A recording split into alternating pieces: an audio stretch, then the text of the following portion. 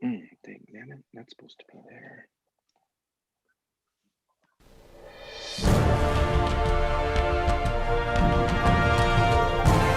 Check.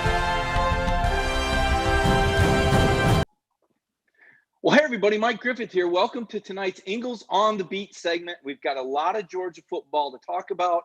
Really excited. We're going to have Emily Gagnon on from CBS 46 in Atlanta. And then the second half of the show, Tyler Horstra. He covers Mississippi State for the Jackson Clarion Ledger. So we're going to talk about Georgia against Mississippi State, a game that we believe is going to take place 7:30 p.m. Saturday night at Sanford Stadium. First, Emily, welcome to the show tonight. Really appreciate you coming on with me. Thanks so much. I'm so happy to be here. I mean, anytime I get to talk about the Dogs, it's a good night, right? So here we go. Kirby Smart, we heard from him earlier today. And yeah, I'm excited to talk about what he talked about and just what's going on with the team altogether. And quite honestly, will they play this weekend? We think they are, but who knows? No doubt. Hey, before we get into that, Emily, real quick, I want to get a little bio here. Now, all I remember, you're Canadian, right? You came. Am I sort of right? So I kind of want to know, because you know a lot of football. I've seen you at the Georgia Football Building. You're at all the media days. You're always at the games, and you're always sticking that microphone right in Kirby Smart's face, asking a lot of strong questions. Where did this sports background come from? Oh my gosh, I would hate to tell you. This story is pretty bad, but yeah, I am French Canadian. My first language is French. When I moved here from Canada, I couldn't speak it. I don't have an accent, thank the Lord, I guess, because I probably wouldn't be in TV. But my senior year of high school, I missed my senior prom, never even went, because the Orlando Magic, which is where I lived, that's where my mom moved, my sister and I, when we were young, were in the playoffs. And believe it or not, I told my mom, I said, I'd rather be at a basketball game than at my senior prom. And she said, one day you're going to regret this, girl. And it never happened. It never happened. So here I am. I liked sports that much. And obviously when I went to college at South Florida in Tampa, that's when my true love for football started. Because come on, let's be honest, college football is the best and NFL follows. But this is where at the college level, that's when, the good stuff happens. No doubt. And I know you enjoy covering Georgia football, because I've seen you come and do stand-ups at Sanford Stadium when the team's not even there. I'm like, she's driving an hour from Atlanta just to stand in front. I mean, you really have an affinity. And I guess I would just ask you about this Georgia program, Emily, the last few years, what you've seen and where it's at. Give me your 10,000-foot view on Kirby Smart, Georgia football, what you've seen and where it's at right now. Well, I'll be honest with you, Mike, and I don't know if you'll agree with me, and I would actually like to hear your thoughts on this. Kirby Smart this season is a different Kirby Smart than I've seen any other year. And I say that because I find him to be, and I don't want anybody to take this out of context, very kind this year. He is answering all the questions and answering with a lot of details, something he's never done before. It almost seems like, and I don't want to say this in the wrong way, but these losses have made him more human and made him have to explain a little bit more and lifted some maybe weight off his shoulders where he can be more of a person. And that's been enjoyable for me. I know the losses are awful and it's not fun, especially not as a dog fan. But from my perspective, covering Kirby this year has been my favorite year, not even close. Do you agree with that? I would agree. Coaches in general seem like they're a lot nicer when they're losing, because they have to be, right? So on the one hand, I'm with you. I love the transparency. I love how Kirby takes the time to answer the questions. There are a lot more questions, but there's a part of me that wonders if this nice guy that you're talking about, and Emily, I even threw this theory out there with Stetson Bennett.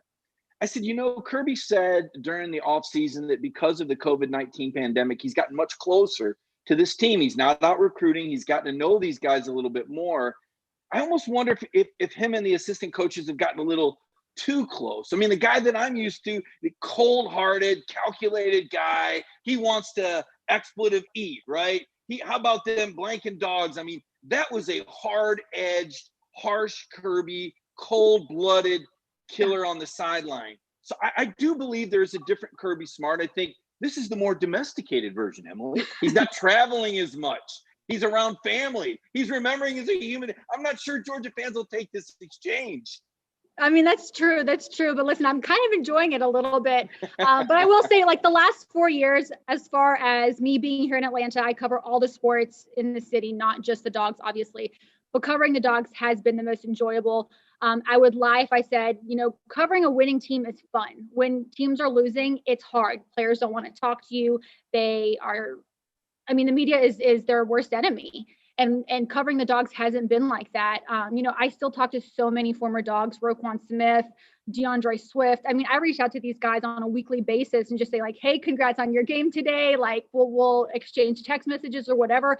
And that's what's been so great for me is that I've been able to watch these guys go from where they were in college all the way up to the pros. And let's be honest, these guys in the pros are really making a huge difference. I mean, when you watch Tay scoop and score like a few weeks ago, and he had done that against Tennessee the year before when he forced the fumble, and then I don't know, did he force it against, I don't even remember which game that was. That was a few weeks ago. But when he did it in Tennessee, it was like the exact same thing. And watching these guys be able to make those plays in the NFL after seeing it at this level, I mean, it's awesome. It's a great feeling. But this year is definitely a different Georgia team than the one I've seen the last 4 years. And I do think everything has to do with the quarterback situation. Everything. There's no question about it. We did a poll on Dog Nation over the weekend, and we asked what was the greatest concern. I think 78% of the people said quarterback, 17% said coaching. Not many for injuries. I do think injuries is kind of part of why we're in this quarterback situation, Emily. And I guess the thing that's tough for me as someone that covers the team is it went from being a really cool story with Stetson Bennett, right? Like, oh, how cool is this? Former walk-on, former fourth stringer. Oh, look at that. He beat Auburn. Oh, look, he beat Tennessee. Isn't that great? And oh my gosh, he's beating Auburn 24-20 at the half. And then all of a sudden the drums stopped beating. The team stopped scoring. And now it's get this guy out of here. And what was a great story has turned into kind of an infamous story. And yet all Stetson, he's the same guy that he was when this started. He didn't ask to be thrust into this position. But Emily, I got to think, for the good of everyone, don't we need to see JT Daniels on Saturday just to give Stetson a break and see what this California 5-star can do? We should have seen him against Alabama. I mean, come on, not this week. I wanted to see him a long time ago. And I do believe, and I think anybody can agree with me, why haven't we seen him? He's just not mobile enough yet. Will he ever be mobile enough? I don't know. You don't know. Kirby won't tell us. But what I do know is Stetson Bennett, sure, he was a great story for that first week and would have been a great story all year had he been able to continue to help the Dogs win. But at this point, that great story has turned into an awful story. And I know that sounds so cold-hearted, but it's the truth. In this world, in college football, guess what? W's are all that matter. And trust me, if Kirby Smart could have figured it out to put another guy in there that could have won him a game, Stetson would have been benched a long time ago. And again, I don't want Dog fans to be mad at me, but this is the truth. Kirby says it all the time. Like, this is the best guy we have right now. And quite frankly, if he is the best guy, he's not the best guy to win. He's just not. And he's proven that. And so I also think that the secondary, I mean, against Alabama and against Florida, I mean, they gave up some big plays. And this goes all the way back to the SEC championship last year against LSU. So I think this has been something in the making for a while. And obviously it didn't help not to have LeCount. Yeah, no doubt about it. They give up 564 yards to Alabama in that loss, and then they give up 571 to Florida. And Kirby was asked about that. And to be fair, it was a different Georgia secondary against Florida. I mean, obviously a guy like Richard LeCount, a team captain, a senior leader, interceptions leader, he makes a difference. And so does having a 6'6", 340-pound nose tackle. But Emily, I got to tell you, even if Richie and Jordan Davis had played, as awful as that quarterback play was, and here's kind of one of the missing links too. You go, well, Stetson Bennett got hurt early. He got hurt because he called the wrong protection at the line of scrimmage. He never should have been hit. I mean, these are problems, that are growing exponentially because of the issue at quarterback. So now the offense doesn't stay on the field, doesn't sustain drives. They go 3 and out, 4 out of 5 drives after they score those 14 points. And that means putting the defense back on the field. So first half time of possession, you're looking at 19 and a half minutes for Florida, 10 and a half for Georgia. And the Dogs they're dog tired. Meanwhile, Kyle Trask, he's going out, getting a cup of Gatorade and going right back on the field and staying in rhythm. Watching that game, I got to believe for you, it had to be a helpless feeling to see how Florida had Georgia on the ropes so early. Well, listen, because were you at the game in Jacksonville? No, I did not go to Jacksonville. Okay, so I was there, and then like when you saw Zeus score his touchdown, and you thought, okay, so if Georgia can run the ball successfully against the Gators, then they can win. Because listen, I went into that game saying, okay, obviously we're going to have Stetson Bennett at quarterback. If he can protect the ball and actually create explosive plays, they might have a chance to win. But if they can run the ball, they'll definitely have a chance to win. So I thought, all right, this is looking good. This is looking good. And then as the game went on, you just thought, what is going on? And then in the second half, though, you thought, because the Gators never scored a touchdown in the second half, there are so many opportunities that that Georgia had to actually win that game. And had they had a decent quarterback, they could have at least tied it up in my eyes. But it was a hopeless feeling, and I felt bad for dog fans who hadn't remembered how that felt in so long. Not to mention, and I said this on air after the game, listen, for seniors, this must have been awful because they could have gone an entire career without losing to Florida. All they had to do was win that game, and they did it. And obviously, when they lost that game, their chances of coming here to Atlanta for the SEC championship basically disappeared, because I just don't see how this Gator team loses 2 games. I just don't see how that happens. Yeah, I think they would have needed to lose to Arkansas. You know, with Kyle Pitts out, I thought maybe the Hogs could give them trouble. Remember, Arkansas somehow shut out Ole Miss in their high-profile attack for at least one half earlier this year when they beat Lane Kiffin. So I was kind of thinking, you know, Barry Odom, he's kind of the defensive guru, a guy that Kirby Smart talks a lot about, you know, always is praising. And I'm thinking, well, maybe with that zone defense, they can confuse Trask and maybe find a way to get pressure, but not so. You know, going back to Saturday night, I was watching that game. It's 14-14 there at midfield, and I'm thinking, man, Arkansas is going for it, 4th and 1. Really, you know, big all chips all in type of move. They didn't make it. Florida scored, and before long, it was a game that just got away from them. Now, you mentioned a minute ago, I think you said you went to South Florida. That's down in Tampa, right? Yep. So you've had these Gator people around you before. You know, I've seen Florida from the Tennessee angle, from the Michigan State angle, the Alabama, the Auburn, the Georgia. You've lived amongst the Gators, Emily. Are their fans as obnoxious when there's not an opposing team in the stadium? Did you have an affinity for Florida, or did you grow a distaste for the University of Florida and the Gator fans living in that state? So my sister is a Gator, and her senior year, we went to every single Gator game. And that's because that was the year they won the national championship for the first time with Tim Tebow and Chris Leach. So that defense, Urban Meyer's defense, though. So before we continue, I'm a defensive girl. When anybody's on the field, I'm watching the defense, not the offense. Like, I know people love watching touchdowns. I don't. I love watching sacks. I love watching like TFLs. I love all that stuff. That's what I'm looking for. So like Jarvis Moss, who got drafted in the first round to the Broncos that year, he ended up not really playing for the Broncos, but just all those guys I watched, and they were such a good defense, regardless of having Tim Tebow and Chris Leach, who were just so good. Man, Urban Meyer, boy, at Florida, he did a number. It would be, I know Florida fans hate him for what he did when he left Florida, and I agree with them. And he went on to, you know, still be successful, but I would have to say his most successful years were spent in Gainesville. And you got to imagine that, you know, had he been able to find another quarterback that was as good as Tebow, he might have stayed. So who knows? I mean, that's just a theory on my end, but I think Gator fans are fine. Don't fans, I think they're fine. Well, we'll probably get an opportunity to see them, at least some of them in Atlanta. Right now, it looks like they have to win, I believe, 3 out of their last 4. And when you look at their schedule, like you said, Emily, it looks pretty winnable. They've got Vanderbilt on deck. I know they play LSU on the 12th. Let's see, I'm trying to think who else they have ahead of them. LSU, Vanderbilt. They just got done playing against Arkansas. Kentucky is on their schedule, and so is Tennessee. So their schedule goes Vanderbilt, home against Kentucky, home against Tennessee, and home against LSU. So I think there's probably a pretty good chance they'll win 3 of those 4. But in a COVID-19 year, you never really know. You know, that was something last week that kind of bothered me a little bit. I want to get your take on this. I was talking to someone about this today. I said, I guess my problem with COVID-19 is this: the teams that don't manage the protocol are the teams that everybody's working around and scheduling around. Do you think it would be different if you told a team, you know what, if you don't play, you forfeit? You forfeit. If you don't have enough guys to put out there, you forfeit. And what I'm thinking is, well, that's one, that's going to raise the level of accountability. But 2, some of these teams that I believe, Emily, could put some guys out there, maybe they're walk-ons, but guess what? Isn't that why they're on the team? So I'm on board for next year, more accountability, because what I saw happen this year was Florida got COVID and the league went, oh my gosh, let's just move everybody's game around so we make sure the Florida Gators can have a bye week in Georgia, or excuse me, because Florida has to play the week before the Georgia game. We're going to move your schedule around Georgia, so you have to have a game. And oh, by the way, now Missouri and Vanderbilt, we're going to make you play your game later. And they end up playing one game in 3 weeks.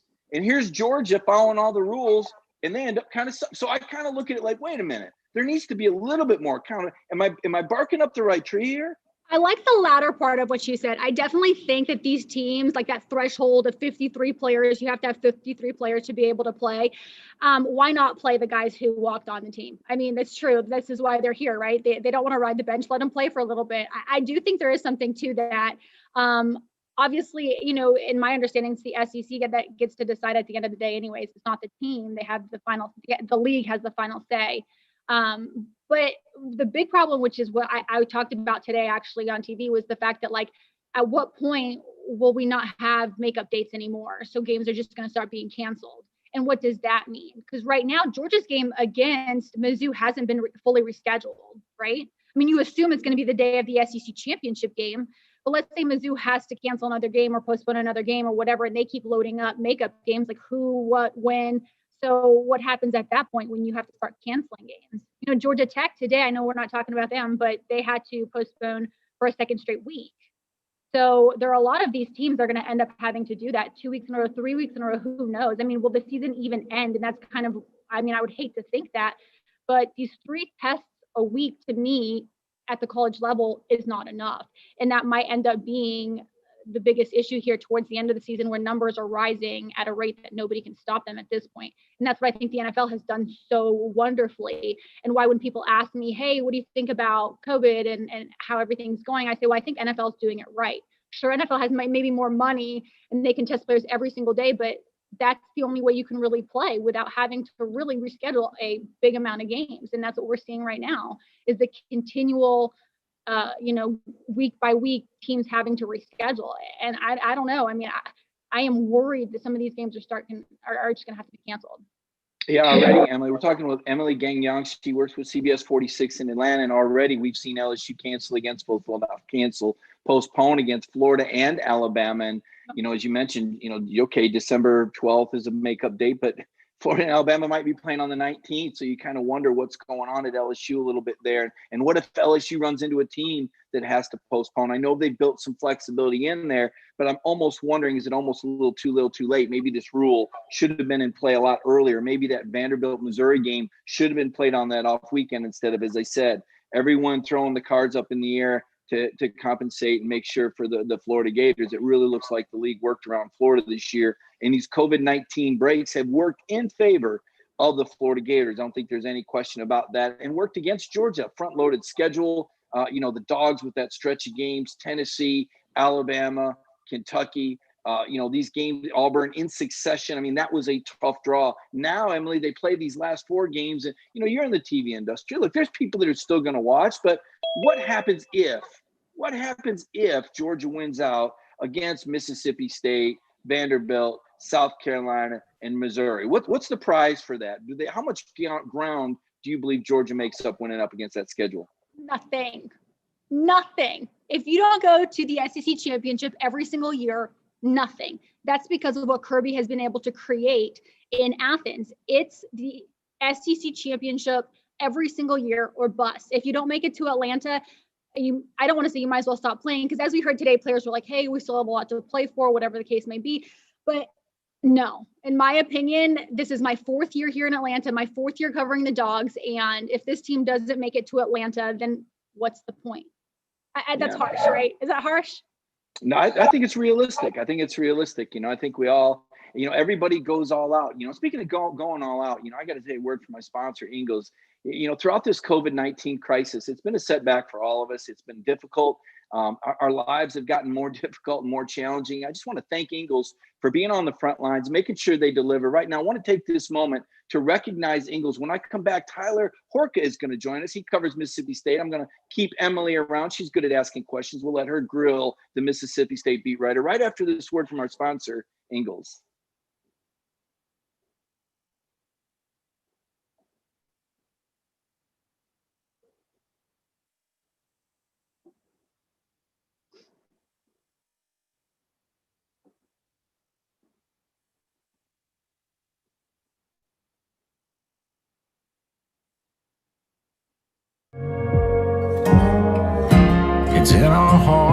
feeling for you.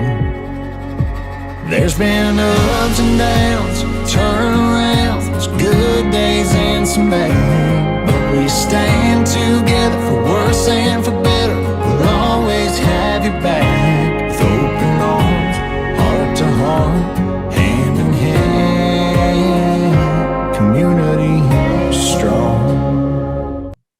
Well, welcome back to the show. Mike Griffith here, still with Emily Gagnon from CBS 46 in Atlanta. Hope you caught that first half of the show with Emily. She really poured her heart out. You can see why these players see Emily coming. They know that fastballs are coming when she asks those questions. Now I want to bring in Tyler Horka. He's had the pleasure, or is it the misery, Tyler? Because this Mike Leach is quite the Jekyll and Hyde from what I've heard. He's great for the 20-second clip, but I've talked to guys before, Tyler, that say when the cameras go off, he can be pretty tough. So, Tyler, let's start out right there. Tell me what it's been like to cover Mike Leach at Mississippi State. Well, I'll tell you what, we got some good 20-second clips early on in this season, but you hit a 4-game losing streak like Mississippi State did, and those stopped coming. And once those stopped coming, it got, I don't want to say, I think you said miserable to cover Mississippi State right now. Leave Mike Leach out of it. Just watching what has transpired on the football field has definitely been pretty brutal to cover. But I give Mike Leach a little bit of credit because with all the players that have left and now Mississippi State's dealing with COVID, they're still trying to win football games. They won the last game they played, albeit it was against Vanderbilt. But the way things were going for Mississippi State, they need to beat anybody. So it's going to be a tough one against Georgia this week, obviously. But it's been tough for Mississippi State. It's been really tough. The going's been tough. But like I said, Mike Leach is trying to get through it. Let's just say this. It was a lot more fun to cover him before they started playing any football games. Yeah, a lot of good times. Emily, I don't know about you, but when Mike Leach came in the league, I said, oh, man, the party is on. We got Lane Kiffin in Oxford, and now we got Mike Leach in the Pirate Act. What are your thoughts on Mike Leach, Emily? You've had a chance to watch Little Mississippi State. Is it too early to write him off, or is party starting to wonder a little bit how this marriage is going to work? No, let's give him some time. I think he's a ton of fun, and I've got to be honest. So when Georgia played Arkansas that first week, that game was unbearable to watch. And at the same time, LSU and Mississippi State were playing. So I was watching that game a lot more than I was watching Georgia, even though I was being paid to watch Georgia. I was 100% locked and loaded into Mississippi State, LSU. And my very first job in TV, Tyler, was in Meridian, Mississippi at WTOK. I covered Mississippi State and Ole Miss quite a bit. That was during Mullen's, tenure there. But Prescott days, Fletcher Cox days. So I'm still friends with both of them. So yeah, a little piece of my heart will always be in Mississippi. In Tyler's heart, it's got to be in that big state of Texas. You know, I didn't realize this till I read his bio, but he's kind of like an honor graduate from the Texas journalism program. Big horns, they got a great journalism school. I look at this up and saying, man, Tyler's moving and shaking. He's at the Jackson Clarion Ledger. I know guys that put in 10, 15 years before they got to that newspaper. So Tyler, congrats. Says a lot about your professionalism, your ability as a journalist. How did you end up at the Jackson Clarion Ledger covering Mississippi State, coming all the way from covering them Longhorns in college? Yeah, I mean, it feels like forever since I've been at Texas, but it's only been 3 years. This is my third year covering Mississippi State and out of Jackson now. So you know how it goes. Even if you go to a great school like Texas, like you said, I will always cherish my time there, and got a couple of really good internships just because my resume said, I cover football for the Daily Texan at the University of Texas. But once you hit that senior year, you'll kind of take anything you can get. And like you said, when a big USA Today network job came calling, and I'm just a guy with no money in my pocket looking for anything I can get out of UT, it was a huge one on my list. I had a couple of places I could have chosen, but hey, I'm covering SEC football as a mid-20-year-old kid. I still consider myself a kid. Like I said, it feels like it's been forever since I've been at UT, but it really hasn't been that long. So just to say that this is my third year covering SEC football, and I get to drive to Athens, Georgia for the first time this weekend and cover a game at Sanford Stadium, somewhere that when I was in college, and, I watch a lot of Big 12 games, because I have to cover the Big 12. That's kind of where I was at. But there was always something about that 2:30 game on CBS or watching an SEC game on TV where I was like, I wouldn't mind if that's where I'll end up someday. And, lo and behold, I ended up there a lot sooner than I would have realized. But I'll stay in the South for as long as they'll have me down here. I love going to SEC football games, and I love covering college football in general. Yeah, good times, no doubt about it, Tyler. So you say you've watched a little SEC from the outside. So I asked Emily a 10,000-foot question outside looking in. You're familiar with Georgia. You know college football. If you go to Texas, you got to know it. That's part of the DNA there. What are your thoughts on Georgia football? Kirby Smart as a head coach, where they've been and where they're going. Yeah, I mean, we talked about Texas, and obviously we're talking about Georgia. This is a Georgia show, and these are two teams that played each other a couple years ago. And at that time, I, obviously all my friends are talking about it, and people that I used to work with, the Texas beat, I was kind of gleaning what they were, what their, kind of feel was going into that game. And look, at that point, Georgia is kind of a gold standard, right? They played for a national championship. I think the year before that year they would have rather have been playing for a national championship, but they were an SEC championship game away from doing that. You guys talked about Florida and Georgia earlier, and except for this year, Georgia's had Florida's number every single year. I think that should tell you something. Florida's a national championship team. So I look at Georgia as, kind of the gold standard. Yeah, it's been a while since they've won a national championship, but they never really fell off like Texas did in the last 10 years. So honestly, Texas has lost a couple games this year. That's kind of been par for the course, especially during Tom Herman, especially during the Charlie Strong era. And Georgia's sitting there with 2 losses this year saying this is kind of new to us.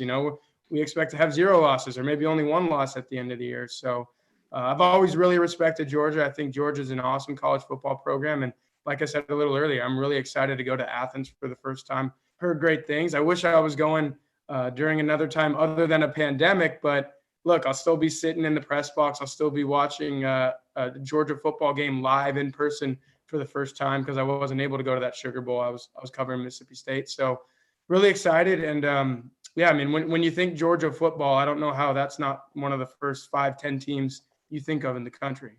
When you put that into perspective, Tyler, Georgia had that streak, Emily, 58 straight weeks in the top 10. And I know you said if they win out, let's face it, regular season, nothing. Reflecting back on that Texas Bowl loss, the bitter taste it left in so many Georgia fans' mouths. And then just last January 1st, hard to believe, the way they left Baylor in their wake. There was so much promise, all those guys coming back.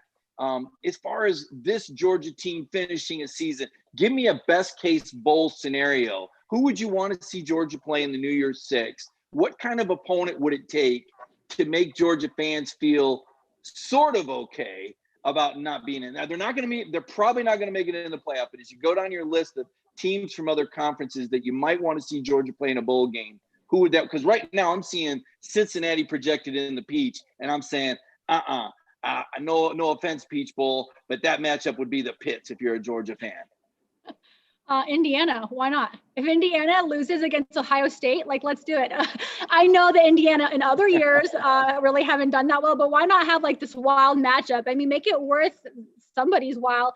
Again, I don't, Mike, this is a hard question to answer just because I've got to be honest, even when they played in New Orleans the last 2 years, I'm like, okay. I mean, it's just not the same. It's not the same. And a lot of it, has to do with the quarterback situation. We've talked about it, but also the lack of leadership, if you ask me. I mean, I just feel like in prior years, we've been able to identify the leaders so fast. My first year here, Roquan Smith, Sony Michel, Nick Chubb. That was the year they went to the national championship. Those were the guys who led the team. The very next season, Jake Fromm at that point had 1 year deep. And I mean, he was a full-blown leader his sophomore season, and it's followed into his junior season. At this point, I just don't see who I can exactly point to and say that person right there speaks up in the locker room every single week. That team that we see on the field this year does not have that, and that's just my opinion. No, they certainly don't after Richard LeCounte's motorcycle accident. He probably would have been that guy, but we never really saw it, right? I mean, it wasn't able to come into fruition. I think Kirby's teams, and I would agree with you. I think since that group left, there's been a bit of a vacuum there. And I've cited that. I've said, look, the leadership is a question for me. It's not that these guys aren't bought in. It's not that they don't have great players. It's just who's that guy that's going to get it, that's going to jump out in front and get everybody excited. So, Tyler, who's that guy at Mississippi State? We thought KJ Costello was going to win the Heisman Trophy after he beat LSU. And now today we're not even sure if he's stuck. Does State have that kind of guy? Didn't they lose a running back that was that kind of guy that opted out? Was he the heart and the pulse of that team? Yeah, I'll tell you, they definitely don't have one on the offensive side of the ball. And if it was Kylan Hill, then like you said, he's gone. Kylan Hill's a guy who a lot of people, you could say there's a different state flag flying over the state of Mississippi now. And he had a lot to do with that, saying, I might not play if that's what we're representing. Of course, the Confederate emblem being in the upper left-hand corner of the old Mississippi state flag. And now there's a different flag. And so many people were saying when they ran out on the field against Vanderbilt a couple weeks ago at Davis Wade Stadium, and Kobe Jones, he's actually a Starkville product, so he's a local guy. He was carrying the state flag, but with everything Kylan Hill did for that and kind of lobbying to get that changed, to see him not being out there was kind of just a sign of where this team is at. That he could have been that guy running out there. Everyone could have been rallying around him. Now he's watching that game from his couch because some internal conflict that he had with Coach Mike Leach. And he came out on Twitter and said that his family has dealt with COVID in a lot of ways that maybe some other players haven't too. And just with everything going on, he couldn't play football for the rest of this season. So you lose a guy like that. KJ Costello, like you said, was on top of the world against LSU, but after that, he's thrown 10 interceptions. Well, he threw 2 interceptions in that game. He's thrown 10 total on the year. He's not throwing touchdown passes. He can't even really complete a ball downfield. Then he goes out and gets hurt against Alabama, so he's been replaced by a freshman and Will Rogers. And you never want the heart and soul of your team to be a true freshman. I think any program across the country would probably say that. So on the defensive side of the ball, like I said, at least they still have a guy like Kobe Jones, and at least they still have a guy like Errol Thompson who's leading the team in tackles. He's been huge for them this year, kind of having a bounce back season in his senior season. So, and that just speaks to everything right there, the way Mississippi State's season has gone, that your 2 most prominent guys are defensive players. And everybody thought that this defense would be a liability for Mississippi State and they were going to get torn up. They were going to give up all kinds of yards, all kinds of points. They've actually hung in there, and they're comparable with Georgia in a lot of decent defensive statistics. You see Georgia's name at the top of the SEC list. Mississippi State's 2 or 3 right behind them. And then you look at the offensive statistics. I think Mississippi State has the 12th ranked offense, total offense in the SEC. It's kind of been an oxymoron type season, but like Emily said, I think you have to give Mike Leach time to figure it out. But anytime your offense goes out there, and Mississippi State hasn't thrown for over 300 yards since the second game of the season against Arkansas, and that's a game that they lost. It's actually been declining quite considerably ever since then, the low point being 163 passing yards against Alabama.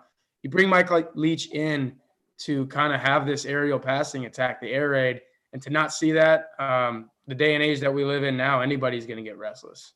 We feel your pain. We feel your pain, Tyler. Yeah. Emily, it is a battle. I wanted to jump on that. Yeah. The Maroon Bulldogs against the Georgia Bulldogs. Tyler Horka is joining us from the Jackson Clarion Ledger.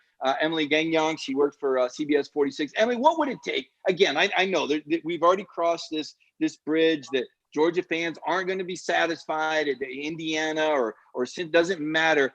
How many points do they need to win by Saturday night for Georgia fans to go to sleep at night feeling good? And Tyler, I've got to say this too. Kirby Smart has typically been a guy that grinds it out and hands off in the fourth quarter. But Emily, I've got to think with the way recruiting is right now, the message he wants to send, especially if it's JT Daniels under center. I mean, I'm looking at this like I think they got to win by 40 points for people to feel good about this. No, I agree. But do you really think we're going to see Daniels for the first time this season on Saturday? I mean, you honestly think that? I do. I really do, because he was getting the first team reps last week with Stetson Bennett having the AC sprain in the shoulder. Obviously, Dwan Mathis, I think, kind of played his string out against Florida. Carson Beck isn't ready yet. I think that's been made kind of clear. And when Kirby was asked the question today, no, he's not going to name a quarterback. He never does. For those of us cover the program, Kyle, he never names a quarterback. It just kind of happens on Saturday. He doesn't give you a depth chart either, for that matter. You're supposed to figure it out, or players will leak it out in their own little creative and clever ways. And that's something that happened today, Emily. Ben Cleveland said that, that JT had been preparing for this moment. And then he said, of course, they're all preparing for but okay, Ben, we get it. Cat's out of the bag. But I believe it because Kirby said they're going to compete like they competed last week. And the way they competed last week, you got to play these word games. The way they competed last week was with JT getting the first team reps. So that's why I think we're going to see JT. And also Kirby can read the room. I think he knows that the fan base is like, Kirby, we're over it. We're really over it, man. So I do think he's going to pull the trigger on that trigger. Okay, so I agree with you when you say the fan base. I mean, honestly, at this point, it's like a game. You're like, okay, I'm done with this game. I'm really done with it. I've been waiting so long to see this guy play. I remember, Mike, when the news broke that they weren't going to get, or who was opting out? Jamie Newman was opting out. And I went on the news, top story at 4:00, and I was in Flower Branch covering the Falcons, and they completely switched my story. And I literally said the favorite now is going to be JT Daniels. And here we are deep into the season, and we still haven't seen this guy. So, like, forget the fans, forget everybody else. I'm sick of it. I want to see Daniels, but I just don't believe it yet. And I do want to see how much he can throw. And if he throws like 4 touchdown passes, I'm happy with that.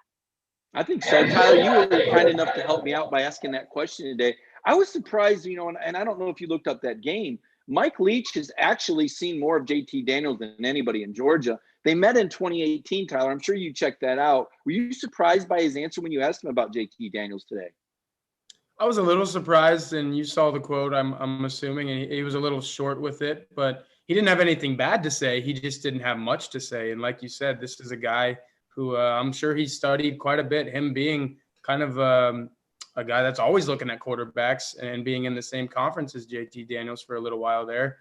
Yeah, he probably knows who he probably recruited him maybe at Washington State, and obviously took a little longer look than a lot would. So if it is JT Daniels on Saturday, yeah, like you said, Mike Leach knows a little bit about him, and I'm not sure how much that will help Mississippi State because Mike Leach has his own offense to worry about right now. And I heard you guys talking about these Georgia quarterbacks. Be lucky that you had Jake Fromm to cover for as long as you did, because the past couple of years covering the Mississippi State quarterback carousel has been it gives you a headache, let me tell you. And I'm sure you guys have one by now with what Georgia has been dealing with. But yeah, Mike Leach definitely knows a lot about JT Daniels, probably has a little bit to tell Zach Arnett on that front. And Zach Arnett, Mississippi State's defensive coordinator, while not in the Pac-12, he was at San Diego State as the defensive coordinator. So he was on that side of the country, and I'm sure he knew all about JT Daniels as well. So maybe that'll help Mississippi State because, like you said,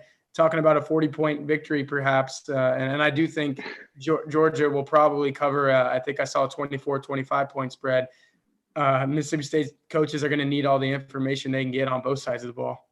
Yeah, 30-17, Washington State was beating USC, and JT brought them from behind and won 39-36 over Gardner Minshew and a very good Washington State team. That was a year when JT Daniel was supposed to be a senior in high school. I don't know if you guys know this, but he skipped his entire senior season of high school to go play at USC, only the second ever true freshman to start for the USC Trojans. A little bit more trivia, and Tyler, I'm going to throw this one at you. This was pretty amazing to me, and this is some old Texas trivia here. Little did we know that a lot of what you see on the Georgia defense is actually derived from Todd Orlando. Tyler, I don't know if you know that, but Tom Herman and Kirby Smart got to be pretty good buddies after Ohio State beat Alabama in the national championship game. Kirby says, if you can't beat him, join him. I want to find out more about that defense, and that is when Kirby started to transform the defense to what he now calls the mint front. So this Todd Orlando guy was so special that Kirby invited Texas staff to come to Georgia spring drills, which of course later in the year, of course you're going to play Texas, right? Yeah. So I kind of thought that Tom Herman got maybe a little bit of a jump on Georgia, and that Kirby said, come on in our camp, because he was so intrigued by this Todd Orlando fellow. Is this some wizard or something? Because Kirby doesn't compliment, he compliments his parents. He compliments Stetson Bennett. Oh, well, no, I shouldn't say that. But it's a very short list of people that Kirby really loves. What is it about this Todd Orlando guy that was so fascinating? Or did you not notice anything special about Orlando? Well, I wish I had noticed a few more special things about Orlando. He'd probably still be at Texas. He's at USC now. Right. But I thought he was pretty good in the early Tom Herman's early years of his tenure. The problem was not the offense early on with Tom Herman. It's been a lot of inconsistencies with Texas since then. And Look, he didn't single Todd Orlando out when, at the end of last season either. It was kind of just a total overhaul of Texas's coaching staff. So I do think Todd Orlando is a really good football coach. And look, you don't get fired by Texas or dismissed, whatever terminology you want to use, and then land on your feet at some place like USC, right? He obviously knows what he's doing. Kirby Smart, I think, is one of the brightest defensive minds in college football. So for him to have a great relationship with Todd Orlando, for him to talk highly of Todd Orlando, I think that says it all. And yeah, you mentioned maybe Todd Orlando having a little bit of an upper hand in that Sugar Bowl a couple years ago. I didn't see the Texas defense play that well all year against a veteran quarterback and really good running backs that Georgia had. So yeah, I think there was a little something at play there, and Kirby was probably, a little. He didn't sleep well that night, knowing that Todd Orlando knew some of his tricks. But yeah, Todd Orlando's a pretty good football coach. I never wished any ill will after he left Texas, and look, he's ending up at USC, and I wish the best for him there as well. Yeah, Emily, that was Texas's first game, bowl game outside the state of Texas, and gosh, I want to say something like 7 or 8 years in their first 10-win season, and I want to say 10. So just to put it into perspective, I'm trying to bring Emily down a little bit. Emily's like, she's ready to jump off the bridge with these Bulldogs now. Come on, Emily. I mean, if JT Daniels comes out and throws for 300 yards and 4 touchdowns, does that not do any? Do you not see hope? Do you not see the light at the end of the tunnel that maybe Georgia's another? It really is next year. If JT can do all this in the final 4 games, no, not buying it. Well, I'm just saying, like, this year to me is done with. Okay, we can move on to next season if we want. And sure, listen, the next few games are all about next season. How much can you get the younger guys on the field? Which star do you not know about yet? Who can pull off a big play that you just didn't think could? I mean, listen, Azeez Ojulari is my favorite right now. There's nobody better on the team in my eyes than him. He can do it all on defense. I think we're going to watch him play on a lot of Sundays in a couple of years. I just think this guy is a complete stud. So I look forward to seeing what he can do the rest of the season. And sure, when I think of him, I think I cannot wait to watch him next year. And to be honest with you, at Andrew Thomas's draft party, I was the only reporter in the house with him, and Azeez was there.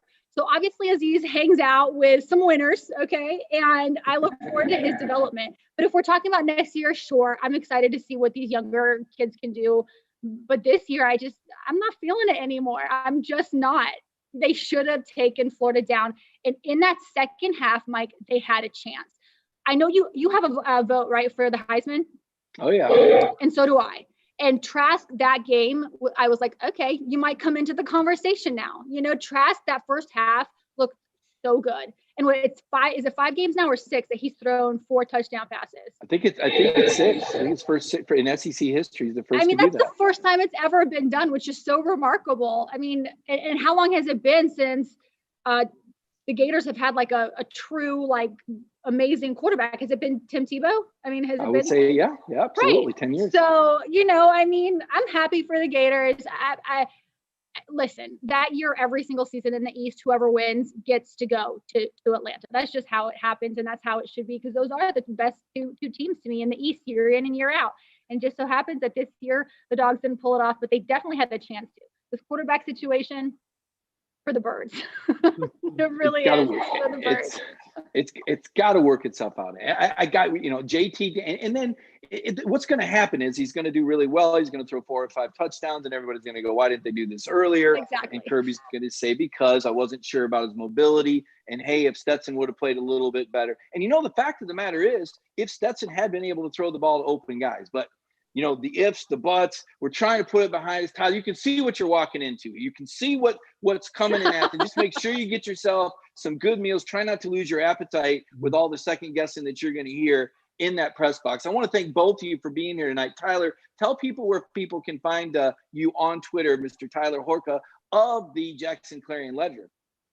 Yeah, it's at TB, the letters TB, and then Horka, Horka. I'll have a lot of pregame content leading into this one, and hopefully, I mean, I know it was kind of on the fence today to see if they would even have a game. Mississippi State getting postponed against Auburn last week, but I'm really glad we made it through the day, because I didn't make it through Monday without having to write Mississippi State is not playing this weekend. hopefully they're playing it next weekend against Georgia story. But with everything that Mike Leach said and Kirby Smart today, it looks like I will see you guys in Athens, and I'm really excited for that. Okay, make sure you take your foot off that gas pedal when you hit the Georgia State line. Them Georgia State cops going to be waiting for you. They don't play, Tyler. Just a little warning. Emily Gangan, thank you so much for joining us. Look forward to working with you again. Great takes tonight. Final word from you. Can you give me a prediction, a thought, a philosophy? Leave me with something compelling for the evening. Listen, let's put the quarterback situation aside because I've talked a lot of crap on this show about the quarterback situation at Georgia. I want to see the running game improve. Okay, if the Dogs can run the ball, which is what they're known for. Okay, this has been years, well before Kirby Smart. The Dogs have always been known for running the ball. Let's get these running backs a better opportunity. Del McGee, I'm talking to you. Let's do this together. Get your guys running the ball a little bit better. And I think that will definitely alleviate some of these issues at quarterback. Sure, I am impressed with Zamir White.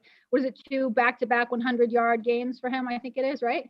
You know, and obviously he's slowly developing into that number 1 back that they need. But as long as they can run the ball to me, I think we're good to go. So that's what I'm waiting to see. Maybe it'll start this week if JT Daniels struggles a little bit. We'll see. Good take. Run past conflict, both of you. Thank you for joining me. You're both welcome to sign off. I'm going to stick around and answer if you're some audience questions here before we get out of here. Really appreciate it having both of you on tonight. Thanks, Mike. Have a good night. I'll see you Saturday. Great stuff. See you, Emily. See you, Tyler.